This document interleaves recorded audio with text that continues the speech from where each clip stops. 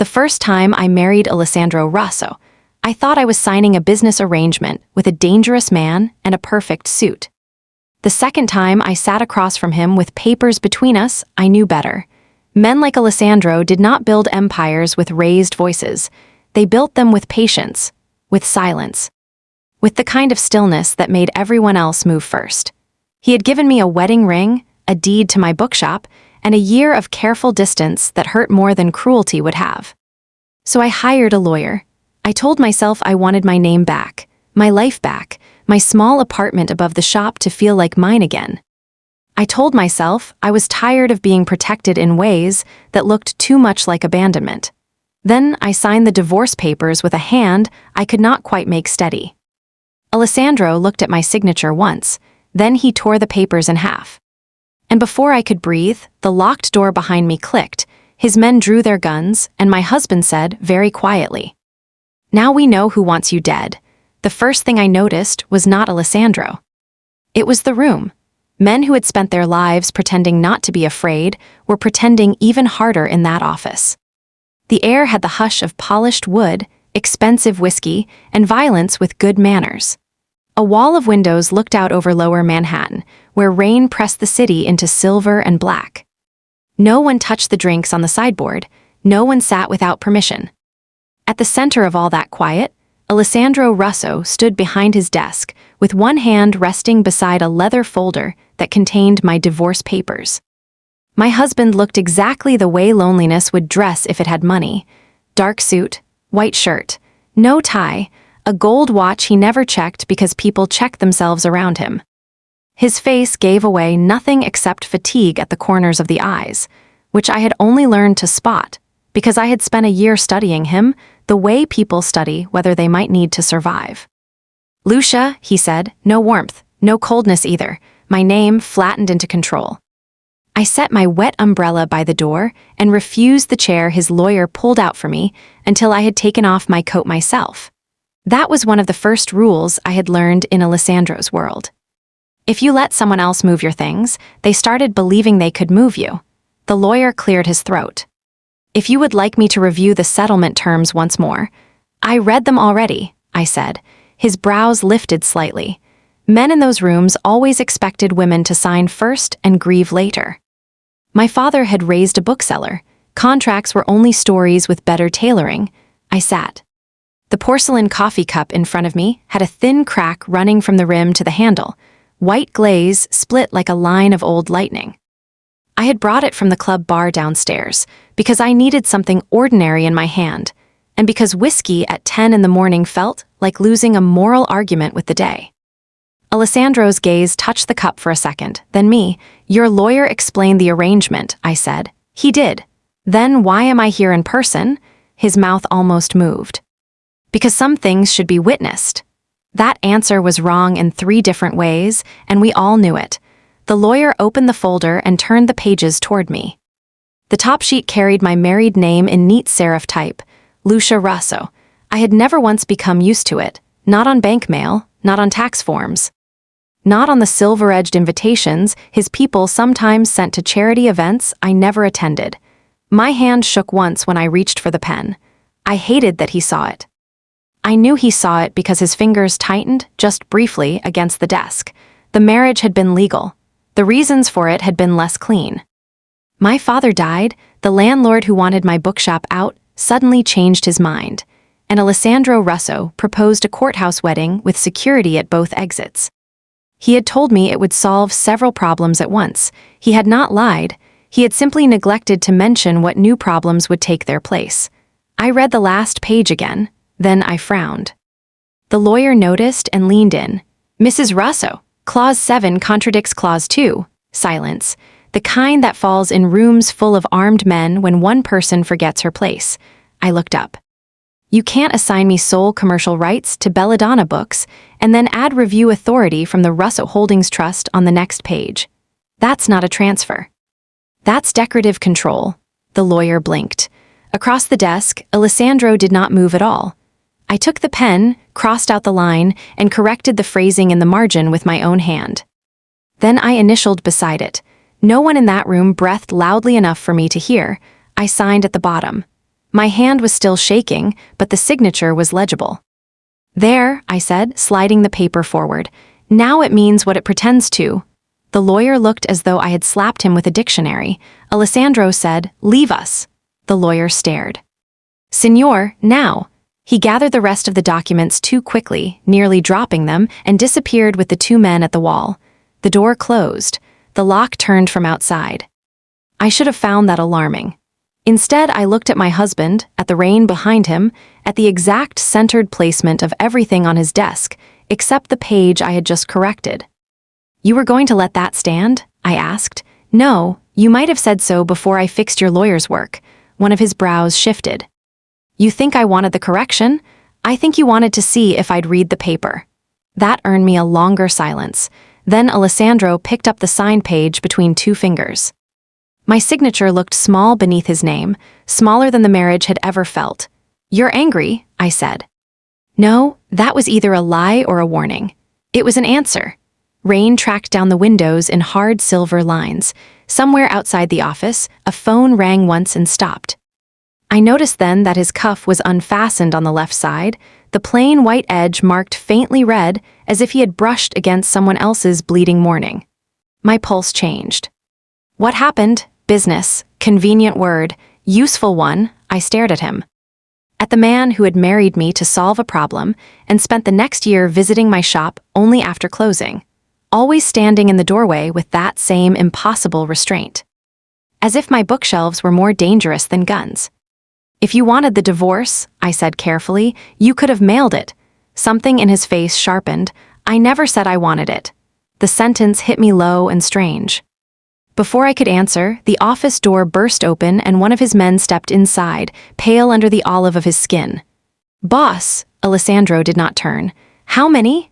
The man's eyes flicked toward me. "2 cars, one downstairs, one on broom. They came early." My throat went cold. Alessandro looked back at the paper in his hand as if it had confirmed something he had hoped was untrue. Then he tore it once cleanly down the middle.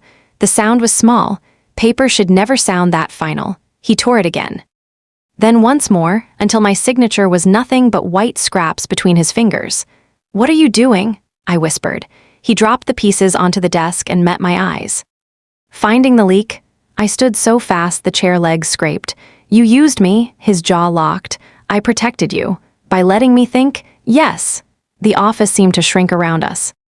"Alessandro, listen to me, bookseller." The nickname landed coldly, almost impersonal. "You were watched the moment you left your shop. The papers were bait. Someone believed if I let you go, you would be easier to take." Outside the office, footsteps multiplied. Fast, controlled, not panic, preparation. I looked at the torn pieces of my name. "Take me for what?" His gaze held mine for one unbearable second. Then the elevator in the private hall dinged, and 3 men shouted at once.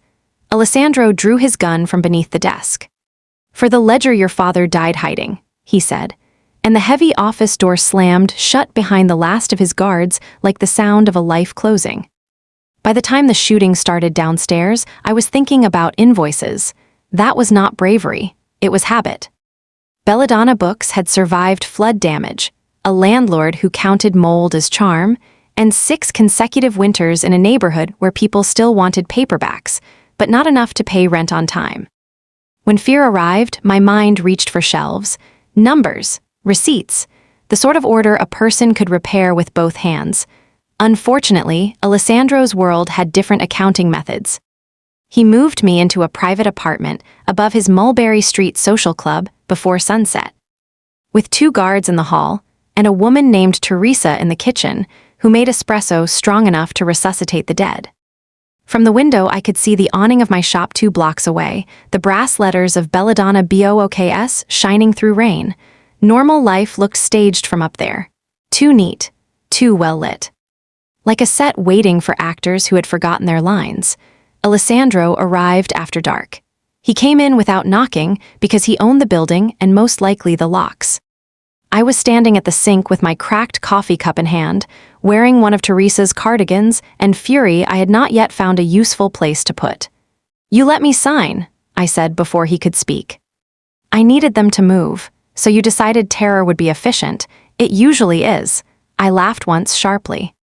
Do women throw themselves at you because you're charming or because they're concussed? That should have offended him. Instead, something almost human passed through his face, quick as weather behind glass. He took off his coat and laid it over a chair. No one touched your shop. You say that like it's romance. It's information. There was a split second when I almost thanked him. I hated that too. He stood in the middle of Teresa's neat kitchen, all dark wool and expensive control, and looked wildly out of place beside the chipped sugar jar and the dish towel with faded lemons on it. My husband did not belong in domestic rooms. He altered them simply by entering, like a priest if priests carried guns and answered to nobody. Tell me about the ledger, I said. No, the answer came too quickly. I set the cup down harder than necessary. My father is dead. I know. My life was just turned into bait. I know. And apparently I'm married to a man who thinks those two facts give him custody of the truth. At that. He looked at me fully. Dangerous men were supposed to feel hot. That was how girls in bad books imagined them. Alessandro felt cold instead, not absence, precision. The kind that made every word seem weighed before it crossed his mouth. It gives me obligations, he said. That sounds prettier than control. Sometimes they're the same thing. The silence after that was so complete I could hear a radio murmuring low in the hall. Italian, fast, and clipped. Men trading names and addresses as if moving pieces across a board. A knock sounded, then the door opened anyway. Tio Marino entered holding a bakery box, an ice pack to his own forehead, and the expression of a man betrayed by the concept of Tuesday. Good news, he announced. The cannoli survived. Bad news, Gia still thinks postponing an engagement because of gunfire reflects poorly on my commitment. He stopped when he saw me. Ah, right, civilian sadness. Tio, Alessandro said. What? I brought pastry. He lifted the box with dignity. I also got hit in the head by the bakery gate because apparently even metal objects sense weakness in me now. I stared. Tio had broken nose charm, expensive shoes, and the kind of face old women immediately told the truth to. He looked more like the best man in a wedding party than a lieutenant in a criminal empire, which I assumed was why he kept getting close enough to overhear things people regretted. He set the cannoli down beside my cup and nodded gravely toward me. Mrs. Russo, I'm sorry about the divorce not divorce. For the record, my own proposal contract remains unsigned due to circumstances beyond romance. Get out, Alessandro said. Tio sighed. See, this is what I mean. No one respects how hard it is to plan a future around active hostilities. He paused at the door. Also, the men on Hester confirmed the tale came from Salviati's people. That changed the room. Alessandro's face did not alter, but his stillness deepened into something deliberate. When Tio left, carrying his ruined dignity and one cannolo between his teeth, I said, Salviati. Vittorio Salviati. The name landed heavier than it should have. I knew it from newspapers. Waterfront donor, arts patron, the kind of man who had his photograph taken beside children and restoration projects. He wants my father's ledger. He wants what it proves. I folded my arms. And what does it prove? His eyes lifted to mine and stayed there long enough to feel like pressure. That loneliness and discipline are not the same thing. I blinked. What? He looked past me to the dark window. You said once at the shop that some men live in empty houses and call it strength. You were wrong. My breath caught. I had said that 2 months ago when he came to inspect the new security shutters and stood in the children's alcove like a man apologizing to furniture. I had meant it as irritation, not intimacy. Back then I had not known he remembered every careless thing I said. Well, I managed, if I was wrong, you've made a devoted effort to look right. A muscle moved in his jaw, not anger. Something harder to name. Then he crossed the kitchen, not fast, just certainly, until he stood close enough that I caught the scent of his cologne over something colder underneath. Rain, gun oil, and winter on stone. Listen carefully, he said. From tonight forward, you do not open doors yourself. You do not answer unknown numbers. You do not go downstairs without one of my people. And if I prefer my freedom, you can prefer it from inside a locked car. It should have made me furious.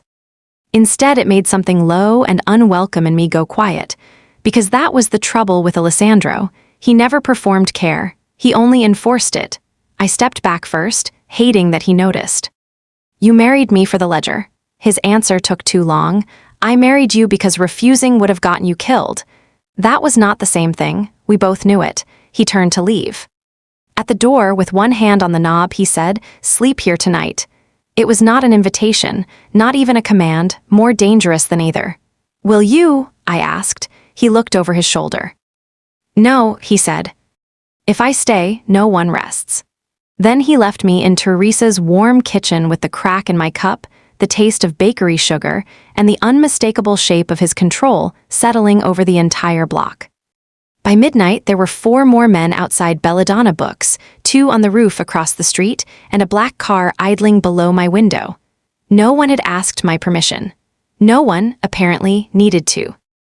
In the morning, I went back to my shop under armed escort, which is a humiliating way to discover your neighbors are more observant than polite. Belladonna Books sat on the corner of Mulberry and Prince with a green-striped awning and front windows. I polished myself every Sunday. My father had bought the place when Little Italy still believed bookstores could outlast fashion. The bell above the door was slightly off-pitch. The back room always smelled faintly of glue, paper dust, and the lemon oil he used on the old shelves. I had spent half my life there and the better half alone. Now Alessandro's men stood pretending to browse travel guides, while 2 black SUVs waited outside like punctuation. I unlocked the register with Tio at my shoulder and one of Alessandro's quieter guards, Malik, by the window. "I look absurd," I said. Tio adjusted the knot of his tie in the reflection of the first edition's case. "I would trade with you instantly." Gia now believes every delay in my proposal is a sign from God, the city, or her mother, sometimes all 3. "You've been trying to propose for how long?" 9 months. "We had the ring at the opera, then a raid, at the harbor, then a car bomb, last Tuesday, then ricotta failure." He touched his chest. "No man is built for this much symbolism." I smiled despite myself. The front bell gave its off-key little cry. Alessandro entered. The shop changed shape around him. It was the first time I had seen him there in daylight. Without nightclub shadows or boardroom glass, he looked more dangerous for being less dramatic. Just a man in a charcoal coat, stepping over a stack of children's novels as if he had been born careful. Customers who had been pretending not to notice him became suddenly absorbed by cookbook spines.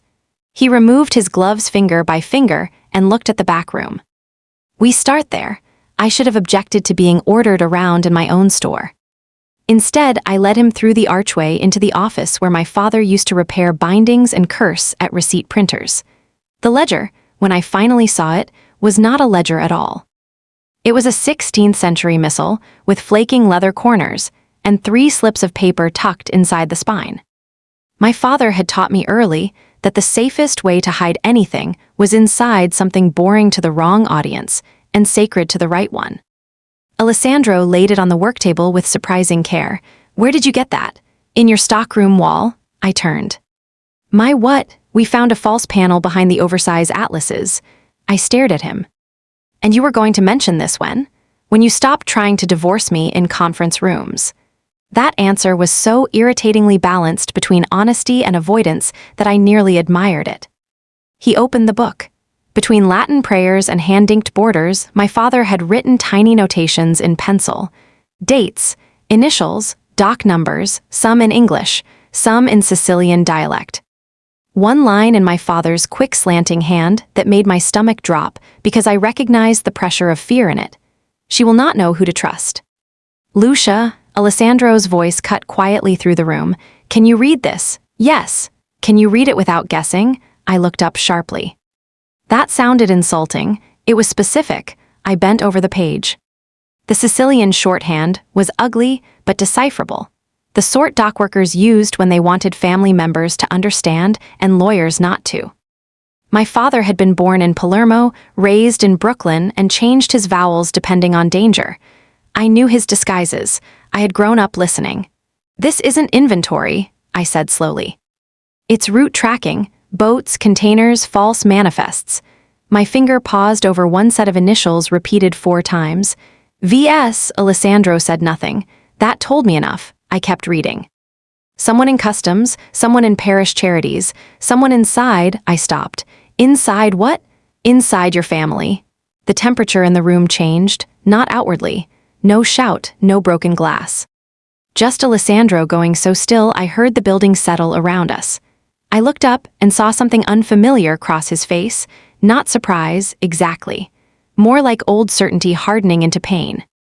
"What aren't you telling me?" I asked. His gaze dropped to the book again. Too much.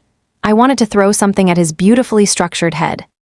Before I could choose an object, a crack split the front window. Not thunder. Gunshot. The bullet tore through the glass case in the next room and buried itself in the poetry section. Tio shouted. Malik drew his weapon. Customers dropped with exactly the kind of screams that made the world feel both vivid and stupid at once.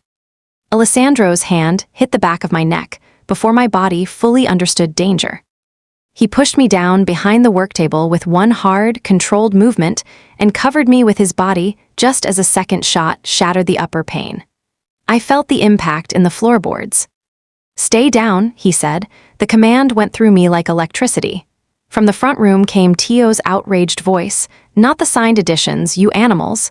Another shot, then running feet outside. Car engine, tires. Alessandro was already up, gun in hand, moving toward the door. He stopped once to look back at me, just once, his face unreadable. His entire body arranged around violence he had not yet decided whether to permit. "Lock the office after me. You can't mean that literally." "I always do."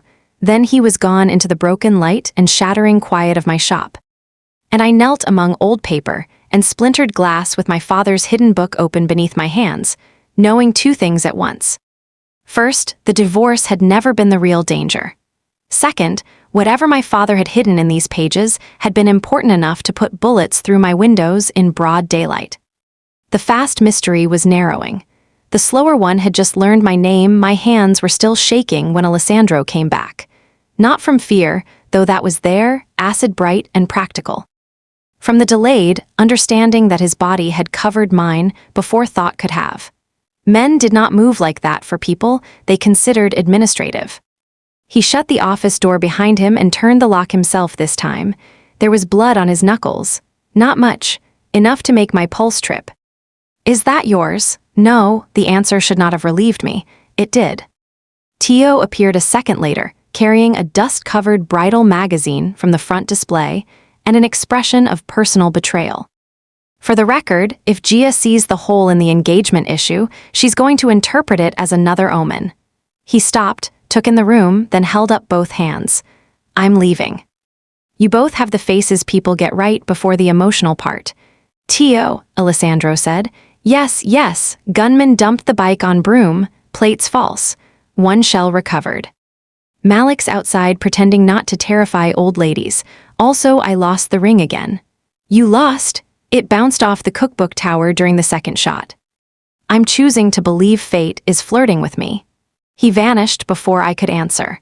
The ridiculousness of him lingered in the air just long enough to make the next silence sharper.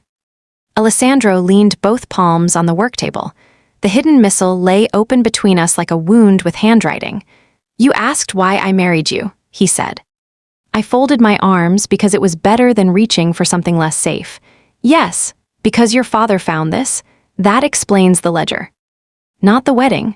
He looked at the cracked glaze of my coffee cup where I had set it beside a stack of receipts. It was such an ordinary object in such an extraordinary room that the sight of it did something strange to me. Like 2 truths touching. "After your father died," he said, "someone tried to buy the building cash, above market, quietly. I know, I refused. They came back with city inspectors and a fire code complaint. Then a forged tax notice. Then 2 men who were less polite. Memory flashed sharp and immediate. One large hand on my register, the other man smiling too much while asking whether I planned to keep operating alone. I still refused. I know, a beat. That was unwise. I should have bristled. Instead, I heard the ragged edge beneath the words. He straightened. The book had already been moved by then. "Your father hid it before he died, but not well enough." Salviati's people knew he'd left something behind. They assumed if pressure failed, fear would work. And you swooped in with a marriage license. With my name, I stared at him. A mini revelation, small and devastating, settled into place. Not romance, not yet, but the outline of motive changing shape. You married me because your name was harder to attack than a deed. Yes. Did you ever plan to tell me? His expression altered by half a degree. I planned for you to live long enough to hate me properly. That answer was terrible. It was also, horribly, the most honest thing he had said to me all week. I looked back at the missile. What does it prove? He reached into the inside pocket of his coat and removed a photograph I had never seen before. It was old, folded twice, edges worn soft. A dark sedan outside St. Agnes Church, police tape, a woman's shoe in the gutter beside beads scattered like broken teeth. My mother, he said. The room went weightless. She died in a car bomb 20 years ago. The car was meant for my father. The route changed late. Someone inside our organization informed the men who placed the device. We never proved who. I looked from the photograph to him, to the smooth control of his face and the old damage hiding underneath it. The scar along the side of his hand, suddenly noticeable. Faint white threads across his palm where glass must have bitten deep. Your father tracked charity shipments after the bombing, Alessandro said. He noticed one parish relief fund was being used to move money and components through the docks. The same initials appear in this book, the same route numbers. If he was right, the person who helped kill my mother went on laundering everything through respectable channels. Salviati? Yes. The name felt colder now. Why didn't my father go to the police? Alessandro's mouth hardened. Because some of the police were on the payroll, because your father had a daughter and a son. Because men with children learn caution in ways the brave like to mock. The mention of my brother hit like a missed stare. Paolo, 19, dead in a hit-and-run 2 months after my father. I had spent years teaching myself not to ask whether that was bad luck or design. Something must have shown on my face because Alessandro's gaze sharpened. What? My brother's death. He went very still. The driver was never found, I said. You think that was coincidence too? His silence gave me the answer before he did. I think, he said carefully, your family has been paying for this longer than you were told. I turned away because grief, when it arrived, made me private. His hand closed around my wrist before distance fully formed. Not rough, just absolute. The first touch we both felt, my breath caught, he did not let go immediately. His thumb rested against the inside of my wrist where my pulse had gone wild. His eyes dropped there too, as if he had not meant to notice life under skin and now could not look away from it. Then he released me first. That should have eased something. Instead, the loss of contact moved through me like an ache. I used the divorce papers to flush whoever was leaking your movements, he said, voice rougher now. If Salviati believed you were leaving my protection, he would move. He did. Then the leak is inside your house. Yes. The fast mystery closed there, not with relief but with a sharper fear. He had not changed his mind about the divorce because he wanted me. He had destroyed the papers because they were bait, and because my danger had reached his office door. The slower mystery deepened immediately beneath it. I looked at my father's notes again. At the initials, the dates, the page corner folded twice in a place that now felt intentional. He left this for someone who could read both the language and the pattern, I said softly. Alessandro's gaze returned to me. Yes, then maybe the part everyone keeps overlooking. I touched the cramped notes in the margin. Is me. For the first time since I had met him, that nearly smile of his was not cold. Exactly, bookseller, he said. And outside my broken front window, somewhere beyond the sirens and the gathering crowd, war took one patient step closer. The first secret I kept from Alessandro Russo was not emotional. It was paper. That probably says something unflattering about me, but if you grow up around books, you learn early that the most dangerous objects in a room are often the ones no one bothers to search properly. My father taught me to check bindings, margins, and false bottoms before I learned long division. After his death, while sorting stock in the back room at 2 a.m. because grief makes excellent labor, I found a folded scrap wedged inside the coverboard of an 1891 Dante. I had not told anyone, not the police, not my mother, not Alessandro when he married me with practical eyes and impossible calm. By the time I admitted that, we were in a safe apartment downtown with blackout curtains and a dining table covered in my father's missile, shipping maps, parish donation reports, and 2 takeout containers neither of us had remembered to open. I found another note months ago, I said. Across from me, Alessandro stopped writing. The room was lit by one green-shaded banker's lamp that made him look like a portrait of restraint painted just before the sitter lost patience with civilization. You kept it, he said. I should have felt defensive. Instead, I felt 12 years old and caught reading ahead. Yes. Why? Because you were a stranger in my shop with wedding rings in your pocket. Because your protection looked too much like ownership. Because men with power always say trust me right before they rearrange the floor beneath your feet. I answered with the smallest truth first. I didn't know who to trust. He absorbed that without flinching, which somehow made it worse. Show me. I slid the folded paper across the table. He did not reach for it immediately. He looked at my hand instead, at the little ink smudge near my thumb and the cut along my knuckle from the shattered display glass yesterday. His gaze lingered there 1 second too long. Then he opened the note. It was my father's hand, hurried and cramped. If the church books go missing, look to the family that prays publicly and ships privately. The son is not the traitor. The brother is, Alessandro read it once, then again, nothing moved in his face, and that was how I knew it mattered. The brother, I said. Whose brother? He folded the note with infuriating precision. We don't know. I watched him lie by omission and hated how clearly I heard it. You do know. His eyes lifted to mine. The silence became its own answer. I realized then what the note had done to him. Not because he explained it, he would rather be skinned politely, but because I saw the tiny crack in his composure when his hand settled beside the page. Not shaking. Worse, controlled past necessity. And in that instant, I knew before he told me, not the whole truth, just its shape, someone in his family, someone close, someone whose betrayal had already been alive inside him for years. I looked back at the note and forced my mind to work where my heart wanted drama. The son is not the traitor, I murmured, meaning people blamed the wrong man. Publicly at least. I traced the line again. The family that prays publicly and ships privately, parish connections, waterfront money, Salviati. Alessandro's jaw tightened. And the brother, I said. Whoever wrote this knew the man hiding behind the devout image wasn't the first face people would suspect. He knew the betrayal sat one room closer to home. He was looking at me with such intense stillness that I almost stopped breathing. What? I asked. Nothing. That isn't true. No, his voice came low. It is. There it was, dramatic irony too sharp to name aloud. I was reading my father's warning as strategy. Alessandro was hearing it as confirmation of a wound with a familiar face. Before I could press, my phone buzzed. I glanced down. My mother. I answered on the first ring and heard her breath before her voice. Lucia, I'm here. 2 men came by the apartment.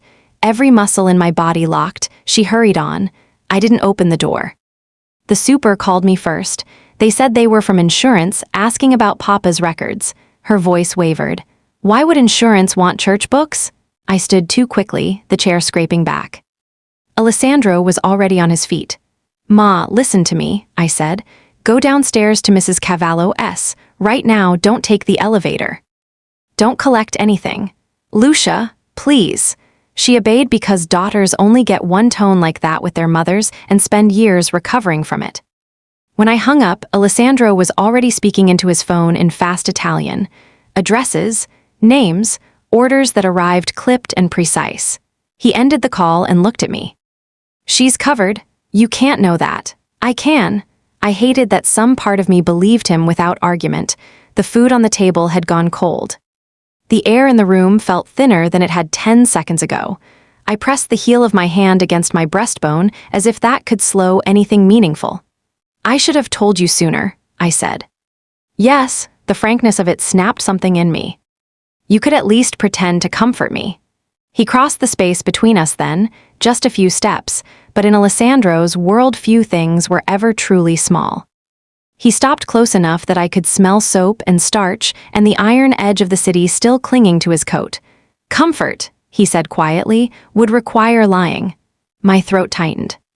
"Then what do you have?" His gaze dropped to my mouth and then away, the first stop. "Options." That was worse, so much worse. Because I wanted, absurdly, for him to choose the lie if it sounded gentle in his voice. Instead he said, "You stay here tonight. Tomorrow we move your mother. After that we go through every volume your father left, every note, every invoice, every false shelf if necessary." I laughed once without humor. "That sounds less like a plan and more like a siege." He looked at the missile, the note, the maps, then back at me. "It's both." There was a knock at the door. Tio's voice followed, muffled through the wood. "Before anyone opens this, I need it recognized that I just got trapped in the service elevator with an orchid arrangement meant for another woman. And if Gia hears about this out of context, I'll be buried alive." I shut my eyes. Alessandro said, "Come in." Tio entered carrying flowers, 3 file boxes, and personal grievance like a second wardrobe. "Your doorman hates me." Also, the florist assumed I was cheating. On a day this bad, her confidence was almost flattering. He saw our faces and slowed. "Ah, more terrible revelations." "Put the boxes down," Alessandro said. Tio did, then glanced at me. "For what it's worth, Mrs. Russo, if people are bothering your mother, we'll move the whole building before breakfast." It was said lightly, like a joke trying not to resemble devotion. But I heard the promise in it, and that was when I understood the second secret of Alessandro's world. The first was fear. The second was that loyalty, once earned there, had the density of stone. I looked at the folded note in Alessandro's hand and realized betrayal would hurt that kind of world harder than bullets. War arrived disguised as a christening lunch. That was the sort of sentence that only made sense after marrying Alessandro Russo. His cousin's baby had been baptized at St. Michael's in Brooklyn, and the family gathered afterward in the back room of a restaurant so old, the wallpaper looked inherited. I wore navy because Teresa declared black too funereal and cream too optimistic. Alessandro wore a suit the color of midnight and stood through most of the meal with one hand on my chair back as if he had misplaced the idea of distance. I noticed. I did not comment. The restaurant was loud with clattering silverware, old women, and children who had not yet learned fear by surname. For one brief hour, his world looked almost ordinary. Tio spent 15 minutes trying to hide a ring box inside a bread basket, only for a toddler to steal both and announce loudly that Uncle Tio was doing secret sadness again. Gia, seated 3 chairs away, covered her face and laughed until she cried.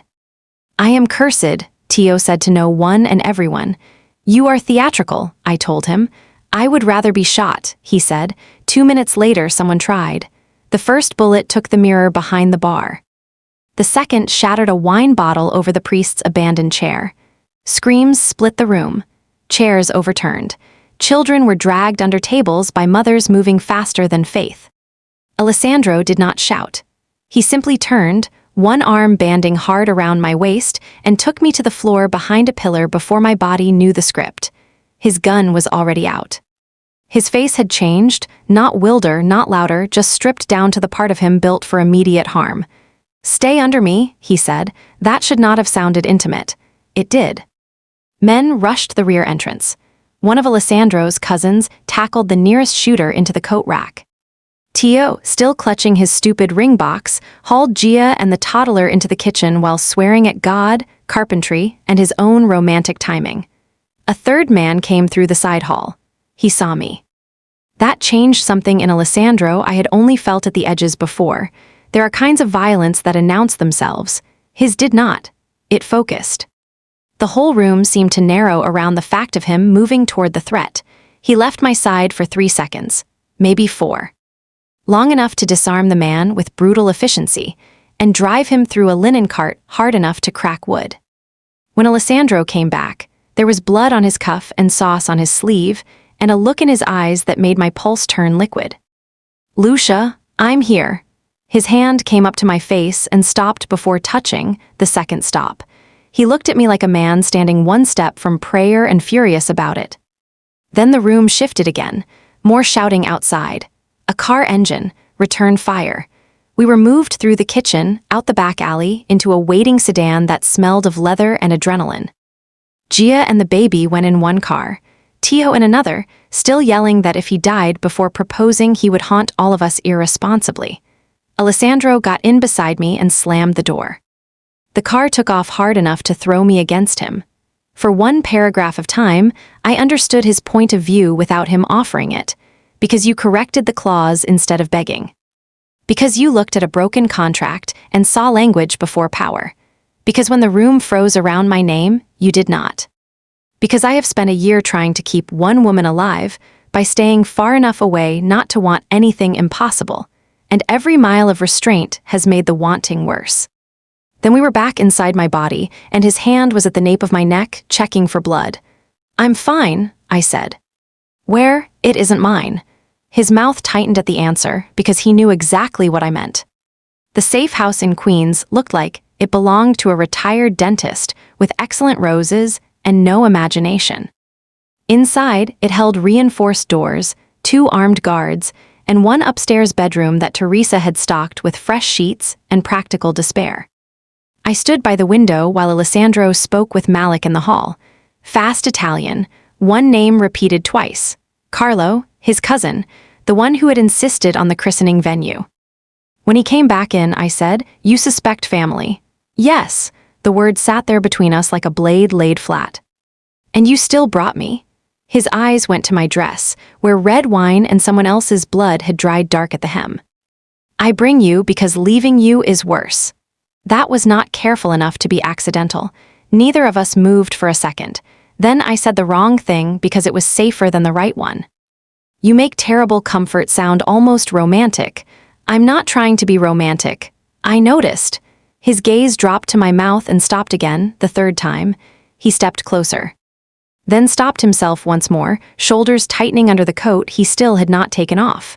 Another second too long, another breath too near. "This is a bad idea," I said softly. Yes, I should have stepped away. Instead, I stood there with his blood drying on my sleeve and my pulse giving away everything my mouth refused to confess. When he kissed me, it was careful enough to hurt, not hunger first, restraint breaking by measured degrees. His hand slid to my jaw as if he had to ask permission without words because he could not trust himself with actual language. I touched his lapel because I needed somewhere to put the shaking. His mouth moved against mine once, then twice, and I felt years of discipline turning fragile. He drew back first, forehead nearly touching mine. "Bookseller," he said, and the nickname had gone soft around the edges. A knock exploded at the door before I could answer. Tio's muffled voice, "I regret everything." Also, Gia says if I almost die again before proposing properly, she'll marry a pharmacist. Alessandro shut his eyes. I laughed into the dangerous little space between us, which made his mouth nearly smile against mine before he stepped away. Then his phone rang. He glanced at the screen. Whatever he saw turned the room colder than winter glass. "Say it," I whispered. He looked at me. "Salviati hit the warehouse in Red Hook," he said. "And one of my captains is dead." War had stopped knocking. It had arrived. After Queens, there was no pretending I still had a separate life. War is not one dramatic event. It is logistics, changed routes, burner phones, men sleeping in suits. The smell of coffee at 3 in the morning, and someone always talking softly in the next room about which dock, which truck, which cousin, which priest, which betrayal. Alessandro moved through it without visible strain, which is not the same as saying he wasn't straining. You only needed to watch the set of his shoulders when he thought himself alone. Belladonna Books closed indefinitely after the second brick through the front window. That hurt more than I expected. Not because glass was precious, because routine is. I missed shelving returns. I missed telling tourists no, we did not stock decorative books sold by the foot. I missed my cracked coffee cup on the register and the bell above the door announcing a person instead of a problem. Then Rosa paid for loving me.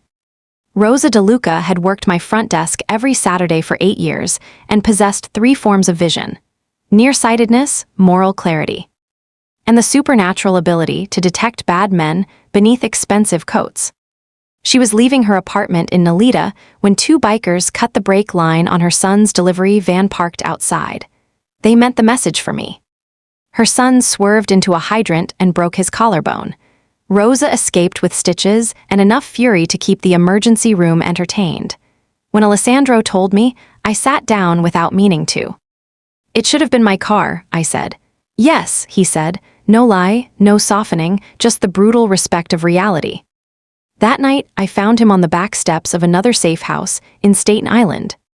Smoking a cigarette, he was not actually smoking, just letting it burn between his fingers while he stared at the harbor dark. "You only do that when you're angry," I said. His eyes lifted. "I'm never angry. That line worked better before I watched you throw a man through catering furniture. I'll go with the strongest dramatic choices for a continuous serial like this.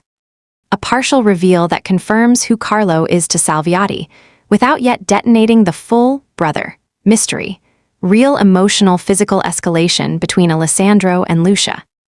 And one more interrupted Tio proposal, followed by a payoff cliffhanger to keep momentum going into a future batch. Carlo Russo had always been the easy one. That was the family joke, told fondly at every christening and funeral alike.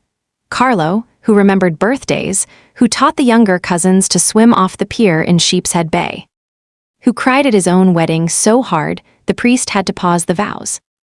Alessandro had grown up half a step behind him, the serious one trailing the warm one, and for 20 years that arrangement had felt like the safest fact in his life. I learned all of this not because Alessandro told me, but because Teresa did. While folding towels in the Staten Island house, with the particular bitterness of a woman who had once trusted someone completely. "Carlo brought soup when Alessandro's mother died," she said, not looking up from the linen. "Sat with the boy 3 nights so he wouldn't be alone with it. Everybody loved Carlo." Her hands stilled. "That's why nobody watched him." "Watched him for what?" She only shook her head and went back to folding, the way people do when they've already said more than they meant to. I found Alessandro in the room they'd turned into a makeshift office. Maps pinned to the wall, the missile under glass like evidence. A corkboard with photographs connected by red thread in a way that would have looked theatrical if it weren't built from real grief. He stood with his back to the door, one hand braced against the corkboard, staring at a photo of a man laughing at a wedding, his arms slung around a younger Alessandro's shoulders. "That's Carlo," I said. He didn't turn. "Yes, Teresa thinks you already know. Teresa thinks correctly." I crossed the room and stood beside him, close enough to see the photograph properly. Carlo had kind eyes, the kind of face that made strangers ask for directions. It was, I thought, exactly the face you'd choose if you needed 30 years to build trust you intended to spend all at once. "The note said the brother, not the cousin," I said.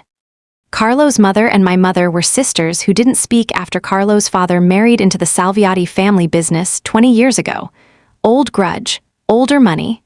His jaw worked. "We called him cousin. He grew up calling Vittorio Salviati uncle." The floor seemed to tilt slightly under that, so he was never really. He was raised in both houses. He chose one when it mattered, and none of us asked which. I thought of the man in the photograph, arm around a grieving teenager, sitting up 3 nights so he wouldn't be alone. Maybe he didn't choose. Maybe he was choosing for 20 years and just never told either side. Alessandro looked at me then, something raw moving behind the careful architecture of his face. "Does it matter? My mother is still dead. Your father and brother are still dead. A man I called family is still standing somewhere drawing breath because none of us could imagine him capable of it." "It matters," I said quietly. "Because you're going to have to decide what to do with him. And that's different depending on whether he's a monster or a man who got lost a long time ago and never found his way back out." He didn't answer. But his hand, resting against the corkboard, curled slowly into a fist beside Carlo's smiling photograph. And I understood that some part of him had already made the decision and was only waiting for proof polite enough to act on. The proof came that evening, ugly and fast, the way proof in his world generally did. Malik intercepted a call meant for Carlo's private line. A voice confirming a shipment window at Red Hook, the same dock my father had marked in pencil 20 years worth of pages ago. The voice on the recording was relaxed, Familiar. It laughed once at its own joke before hanging up. Alessandro played it twice in the office, his face arranged into the particular stillness I'd learned to fear more than shouting. "That's him," he said. "You're sure?" I've heard that laugh at every Christmas of my life. I watched something close behind his eyes, a door shutting on 20 years of birthdays and shared grief. And I understood that whatever happened next in this war would not be fought only with guns. It would be fought in the wreckage of a family that had just discovered its own foundation was hollow. "What happens now?" I asked. Alessandro picked up his phone, scrolled to a contact, and set it face down on the desk without dialing. "Now," he said, "I decide whether I still love him enough to give him the chance to run." He gave Carlo the chance. I wasn't there when it happened. Alessandro made certain of that, installing me in the Staten Island house with Teresa, 2 guards, and strict instructions that nearly amounted to house arrest. But Tio told me later, in the particular flat voice he used when a story had stopped being funny somewhere in the middle. Alessandro had gone to the Red Hook warehouse alone, except for Malik, unarmed in front of Carlo though armed everywhere else, and asked him one question. "Did you do this for money? Or because you actually believed Vittorio's side deserved to win?" "Money," Tio said, eyes on the floor of the safe house kitchen. Carlo said money like it was nothing, like admitting it cost him less than admitting he loved the man too. He shook his head slowly. Boss didn't even raise his voice. That's the part that scared me. What did he do? Told him to leave the state by morning, take nothing of the families, and never use the name Russo again in front of anyone who mattered. Tio's mouth twisted. Carlo laughed, said Alessandro was getting soft in love, and that softness would be the thing that finally killed him. My stomach turned cold. And Boss said love had nothing to do with mercy. Mercy was for his mother's memory, not for him. Tio looked up at me then, something unusually serious in his face. Then he walked out and let him live, Lucia, after everything. He let him live. I didn't understand, not fully. Until Alessandro came back near midnight and stood in the kitchen doorway looking like a man who had set down something heavy and discovered his arms still ached from the shape of it. "You let him go," I said. "I let him run." His voice had gone hoarse, stripped down to something almost unfamiliar. "There's a difference. Is there? If I kill him, I become the man who killed his own cousin in a warehouse over old grief and older money. If I let him run, Vittorio loses his inside hand, and I lose nothing but the comfort of pretending I never had to choose." He sat heavily at the table. The same table where I'd once watched him write addresses in fast Italian and put his face briefly in his hands. I don't know if that's mercy or cowardice. I sat across from him, the cracked coffee cup between us like a small monument to everything ordinary we'd both lost the right to. "You spent your whole life mistaking distance for protection," I said carefully, remembering Tio's words, remembering my own careless line about empty houses and discipline. "Maybe this is the first time you let yourself choose something messier than control." His eyes lifted to mine, tired and raw in a way I hadn't seen since the office, since the torn divorce papers. Since the very first afternoon paper had sounded like dying. "Vittorio will retaliate," he said. "Carlo running doesn't end this, it just removes the lie. I know. He'll come for the bookshop again, for your mother. For you, I know that too." He reached across the table, not quite touching, his hand hovering near mine the way it had hovered near my face in Queens, the 4th stop, I thought distantly. "Keeping count the way you keep count of things you're afraid to want too openly." "Lucia," he said, "I need you to understand something, and I need you to actually hear it. Not just file it as another thing I said while protecting you. I'm listening. I am not capable of losing anyone else the way I lost my mother. I have built an entire life around making sure of that, and it has made me, by your own correct description, a man who lives in an empty house and calls it discipline." His jaw tightened. "If I let you stand any closer to me than you already are, and this war takes you anyway, I don't know what's left of me afterward." The honesty of it nearly undid me more than the kiss in Queens had. "You don't get to decide that alone," I said. "You don't get to keep choosing distance and call it love just because closeness terrifies you more than bullets do. It does terrify me more. I know." His hand finally covered mine. warm and rough, and certain in a way that contradicted every careful thing he'd just said. "Then we're both terrified," I said, "and apparently both still here." Outside, the harbor moved dark and steady beyond the window, indifferent to all of it. While somewhere across the water, Carlo Russo packed a single bag and disappeared into the kind of silence that never really ends a war, only postpones its next chapter. 3 days of uneasy quiet.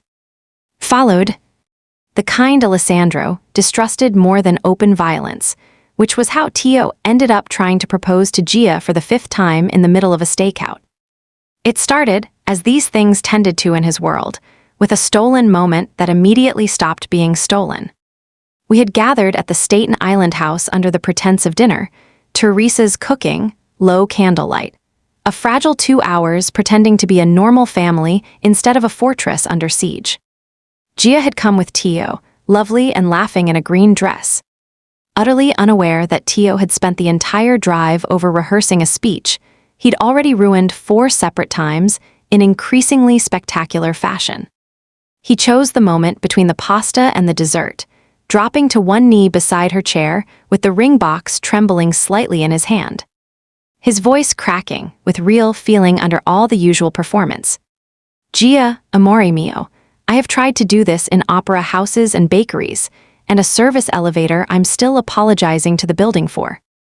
And every single time, something has tried to kill one of us before I could finish a sentence.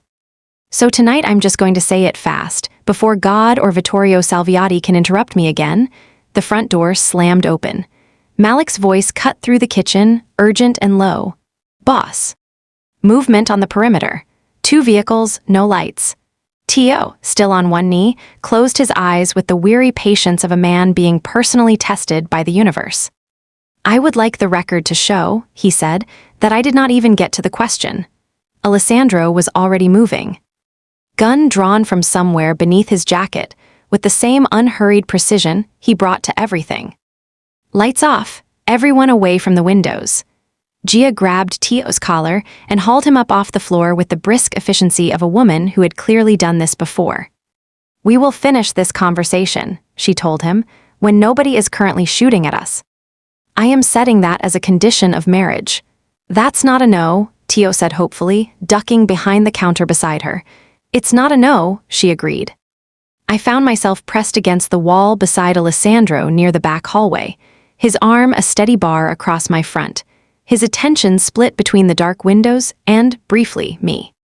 "Stay low," he murmured. "Stay behind me. You say that like it's new information."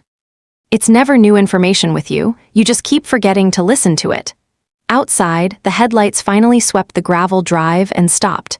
No gunfire came, no shouting. Just the low growl of engines idling deliberately in plain view, a message, not an attack. Malik reported back a moment later, his face grim in the candlelight. "They're gone." Left something on the gate post.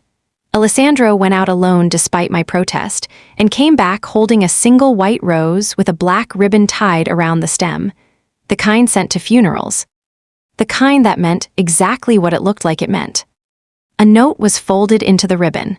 He read it once, his expression closing like a door, and handed it to me without a word. "Tell the bookseller her shop reopens when I say it does. Tell my godson he chose poorly. And tell yourself, Alessandro, that mercy was always going to cost you more than the bullet would have. V.S." The room had gone silent except for Tio, still holding the ring box, looking down at it with an expression somewhere between fury and grim humor. "You know," he said quietly, "I am going to finish proposing to this woman if it is the very last thing I do on this earth, and frankly, given the current trajectory of my life. It might actually be." Gia took his hand and laced their fingers together, steady despite everything. "Ask me again when this is over. And if it's never over," she looked at him with a tenderness that made my throat tight, "then ask me anyway." I'd still say yes. Alessandro watched them with something unreadable in his face, old grief maybe. Or the particular ache of a man recognizing in someone else's love the shape of everything he'd spent 20 years refusing to risk. Then he turned to me, the white rose still in his hand, and said the only thing that mattered. "Pack a bag. We're not staying here tonight. Where are we going?" somewhere Vittorio doesn't know exists yet. The place he took me had no address that existed on paper, a narrow brick house upstate. Off a private road, registered under a dead man's name from a deal closed 30 years before I was born. Alessandro drove the entire 4 hours himself, jaw tight, eyes flicking to the mirrors more than the road. While I sat beside him, with the white rose still resting in my lap, like something I couldn't make myself throw away. "You're quiet," he said, somewhere past midnight. "I'm thinking about Vittorio, about my father." I turned the rose stem between my fingers. He hid that ledger inside a missile, because he knew the difference between something sacred and something boring. I keep wondering what else he hid that I haven't found yet. We'll find it. You say that like certainty is a plan. With me, it usually is. The house, when we arrived, was small and plain and warm in a way none of his other properties had been. No marble, no glass walls, no rooms built to be admired rather than lived in. A fire had been laid in advance by someone loyal enough to drive ahead of us in silence. Teresa's cooking waited in the refrigerator. A single lamp burned in the front room like something left on for exactly this kind of arrival. "Whose house is this really?" I asked, standing in the doorway with my bag still in hand. "Mine." Privately, he set down his keys with unusual care, as if the ordinary act required permission. "I bought it the year after my mother died. I told no one. I come here maybe 4 times a year alone, when the silence in the city stops being useful and starts being unbearable." The honesty of that landed somewhere soft and unguarded in my chest. "You've never brought anyone here." "No. Why now?" He turned to face me fully, the firelight catching the tired lines at the corners of his eyes. 20 years of careful distance, visibly fraying at the edges. "Because Vittorio knows every other place I keep you safe. And because," he added quieter, "I wanted for one night to be a man in a house instead of a name people are afraid of." I set down my bag and crossed the small room until I stood close enough to see the exact moment his composure began, deliberately, to surrender. "Alessandro, don't," he said, but it wasn't a command. It was closer to a plea. "Don't what?" "Don't look at me like I'm something you've decided to forgive. I haven't earned that yet." "Maybe I never will." "I'm not looking at you like forgiveness."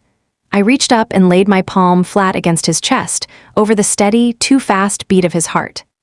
"I'm looking at you like a man who dragged his mother out of a burning car with glass in his hands and decided the only way to survive it was to stop letting anyone close enough to lose." His breath went unsteady under my palm. "How do you, Teresa?" I admitted.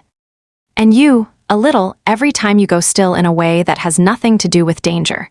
He closed his eyes briefly, as if absorbing a wound he'd been braced against for 20 years and never actually received. When he opened them, something in his face had changed, not broken exactly, unlocked. "I don't know how to do this slowly," he said. "I've spent so long being careful that I don't trust myself not to ruin it by being careless instead." "Then don't be careful," I said. "Be honest. I'll forgive the rest." He kissed me then the way he'd kissed me in Queens, except without the war pressing in at the edges, without Tio's voice through the door. Without anything left to interrupt the slow unraveling of a man who had spent 2 decades building walls specifically, so moments like this one could never happen to him. I felt every one of those 20 years in the way his hands shook slightly against my jaw, in the rough exhale against my mouth, in the way he said my name, just my name, no nickname. No armor, like it was the only prayer he still had faith in. The fire burned low. The white rose lay forgotten on the windowsill, its black ribbon trailing like punctuation on a sentence we'd both decided, for tonight, not to finish reading. Later, with his arm heavy and warm across my waist, and the city's danger 4 hours and a private road away, he said into the dark, "I tore those divorce papers because the thought of your name not being Russo anymore felt like losing the only good decision I ever made under duress." That's a terrible romantic line. I told you. I don't lie well enough to be romantic. I smiled against his shoulder, safe for one suspended night in a house with no name. While somewhere south of us, a white rose's promise waited patiently to be kept. Morning came too fast and too wrong. I woke to the smell of coffee and the sound of Alessandro's voice, low and urgent, in the front room, not the easy cadence of yesterday, but the flattened, controlled tone he used only when something had already gone badly. I dressed quickly and found him standing by the window, phone pressed to his ear, his free hand braced against the frame hard enough to whiten his knuckles. "Say it again," he said. Then, after a silence that lasted too long, "Where?" He ended the call and turned to me, and whatever was on his face stopped me 3 steps into the room. "What happened?" "Belladonna books." His voice had gone very quiet, very careful, the way it only got when he was holding something back to keep it from breaking him in front of me. "Vittorio's men got past the security shutters an hour ago." My whole body went cold. "Is anyone?" No one was inside. Malik had already cleared it after the rose. He crossed the room and took both my hands before I could brace for whatever came next. "Lucia, they didn't take anything." "They didn't burn it." "Then what?" "They left something on the register, in your handwriting." The floor seemed to drop slightly beneath me. "That's not possible." "I haven't been near the shop in days." "I know." He showed me the photograph Malik had sent, my own crabbed handwriting, except not mine at all. A careful forgery on a torn page from my father's missal, propped beside my cracked coffee cup exactly where I always left it. The note read, "She already knows where the rest is hidden. Ask her about the children's alcove." I stared at it, my pulse roaring in my ears, because I had never told a single living soul about the loose floorboard beneath the alcove window seat, not Alessandro, not my mother. Not even my father aloud, only ever in the private architecture of memory from watching him kneel there once when I was 11. Pressing something flat and rectangular into the dark space beneath the boards, before covering it again with a rug and a smile that told me not to ask. "There's something there," I whispered, "something I never told anyone." Something I'd almost forgotten myself. Alessandro's expression sharpened into the particular stillness that meant calculation rather than calm. "Then Vittorio doesn't know what it is. He's guessing the same way Carlo guessed, the same way everyone's been guessing since your father died." His jaw set. "Which means we get there before he confirms it. Or it's a trap. It's almost certainly a trap." He was already reaching for his coat, for the gun he kept inside it. For the version of himself built entirely for exactly this. It's also the first real lead we've had since the missile. We don't get to choose safety and answers both. Not anymore. I thought of my father kneeling in that alcove 14 years ago, of the rug he'd smoothed back into place with such deliberate calm. Of the way he'd looked at me afterward like he was memorizing my face against some danger he never lived to explain. "Then we go," I said, "together, not me waiting in a safe house while you walk into whatever this is. Lucia, you don't get to argue distance as protection with me anymore." "Not after last night." I held his gaze, steady despite the fear climbing my throat. "We do this the way we've done everything since the divorce papers." Both of us, eyes open, no more secrets between us than we can help. Something moved behind his eyes, pride, maybe, or fear, shaped exactly like pride, before he nodded once, sharp and final. "Both of us," he agreed, "but you stay behind me the second we're through that door. I know the routine. Apparently not well enough. You keep forgetting to actually do it." Outside, the car was already running, Malik at the wheel with 2 more men following in a second vehicle. The quiet upstate morning, giving way fast to the gathering weight of whatever Vittorio Salviati had planned for the bookshop that had outlasted floods, landlords, and now apparently a war. I looked back once at the small house with no name, firelight long since gone cold in the hearth. The white rose still resting on the windowsill where we'd left it, a single soft thing in a world that kept insisting on sharper ones. Then I got in the car beside my husband, my hand steady in his for the first time since I'd walked into his office with shaking fingers, and a folder full of papers neither of us had ever really wanted signed. And we drove south toward Belladonna books, toward whatever my father had buried beneath a child's window seat 14 years before either of us understood what we were protecting it from. The fast mystery had answered itself in pieces, bloody and slow. The slow one had just opened its very last door.